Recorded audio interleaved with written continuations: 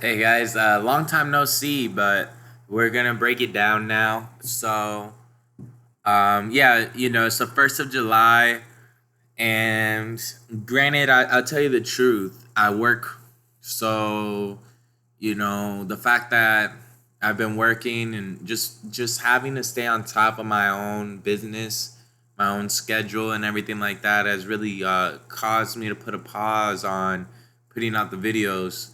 But I'm always thinking about putting out a video, and I always just want to do it, but I just don't do it. In terms of having the time.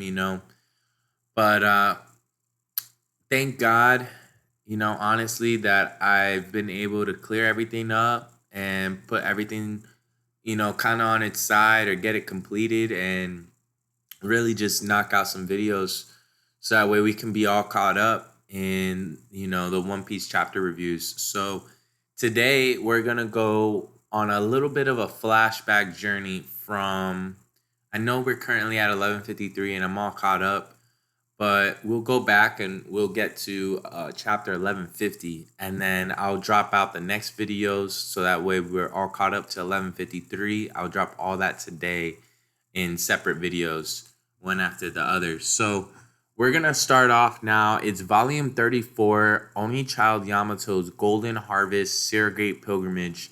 It's Enma Shrine in Hakumai. Yasui's sword is enshrined and the pilgrimage is complete. Um, we see Emu, and in a short summary here, I'll just tell you, possessing Gunko's body, unleashing a massive burst of Supreme King Haki, and taking out several giants and giant children. Killing him tells the Emu he has still left some nightmare holes open, and thus more MMAs will keep coming in.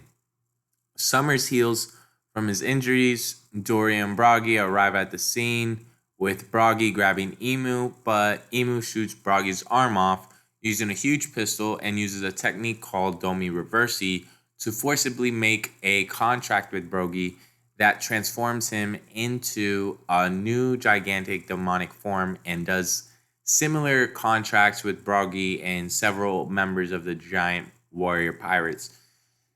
Emu commands Dory and Bragi to kill Ja Rule and proclaim themselves as the new kings of Elbath, while Ja Rule refuses to heed warnings to run.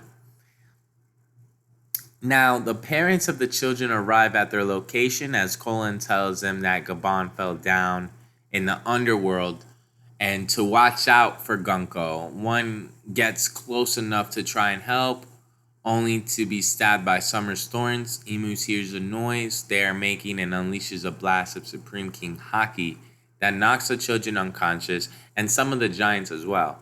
Though not all of them, Emu then sprouts devil looking wings and a tail along with a trident, to which they draw a magic circle and summon cannons to blast the giants away.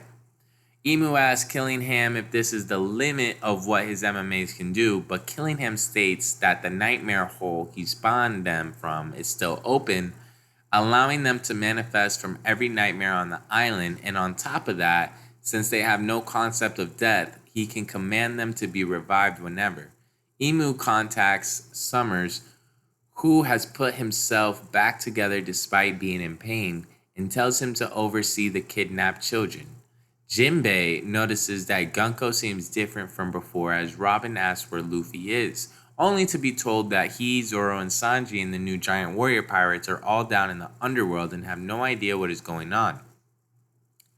This prompts Robin to use her powers to try and free herself, seeing it as the better alternative to getting captured at the end.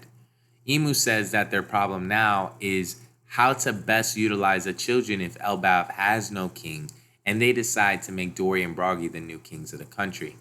Bragi angrily grabs Emu as the giants charge to back him up, but Emu remains unfazed and tells Bragi that he will kill Ja Rule and announce to everyone on the island that the two of them are the new kings. All the while, they summon a grimoire and conjure forth a shotgun that they use to blow off Bragi's hand to free themselves. Though interestingly, no blood comes out. Emu tells Bragi that they will bestow onto them the power of evil. They create a magic circle underneath Brogy's feet and tell him that in exchange for some of his lifespan, he will receive immortality and phenomenal strength.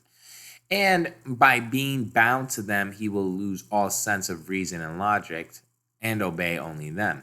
Because according to them, only demons are the proper form for life to take. In an instant, Brogy starts sinking into the ground as Emu lifts the circle off the ground with Brogy coming out of the other end. And when he does, he becomes a ferocious demon larger than any of the other giants and equipped with devil wings like Emu and able to use his severed hand despite the wrist being gone. The giants demand their captain back, but Brogy swats them away. Dory is transformed as well and order his men to help kill Ja Rule, but they resist for the sake of their country. Unfortunately, several others are swallowed up by Emu's power and transformed into demons, with those still normal being forced to flee.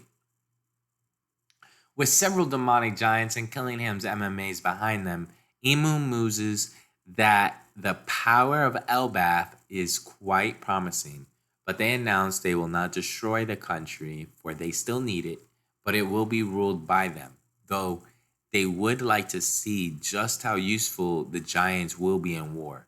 Ja Rule, meanwhile, is told by the others to flee, but Ja Rule says a warrior never runs from a fight. So we'll see what happens in the next chapter. As I said, I'm all caught up, but let's go ahead and take a look.